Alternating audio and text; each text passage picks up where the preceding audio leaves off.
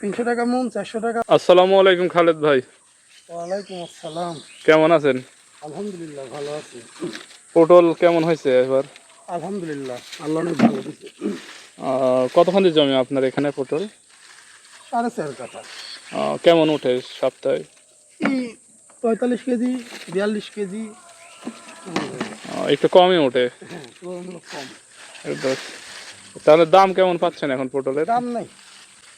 300 টাকা মন, 400 টাকা, 500 টাকা এমন হ্যাঁ। ভাবে চলছে।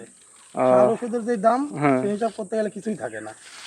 কৃষকের বর্তমানে এই অবস্থায় প্রত্যেকটা পণ্যেরই কৃষক যে ন্যায্য মূল্য সেটা এখন পাচ্ছে না। হুম, তাতে আপনার কোনো মতামত আছে কৃষকের বা মানে উপর পর্যায়ের লোকের দৃষ্টি হুম। আকর্ষণ আমার করার জন্য? মতামত বাংলাদেশ সরকারকে বলবো, সরকার যেন কীটনাশকের দাম এবং সারের দাম কমিয়ে দেয় এবং কৃষকের ফসলটা যেন বেশি দাম বৃদ্ধি। কৃষকের এখন বর্তমানে যে অবস্থা, চলাচলই দুষ্কর হয়ে গেছে। প্রত্যেকটা পণ্যের দাম নেই।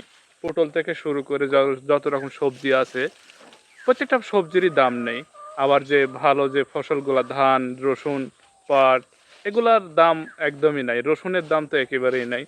তাই আমার মনে হয় প্রত্যেকটা যারা উপর পর্যায়ের লোক আছে তাদের দেখা উচিত যে কৃষক কি করতেছে, কৃষকের বর্তমানে কি অবস্থা দেখলে মনে হয় বড়ই ভালো হয়।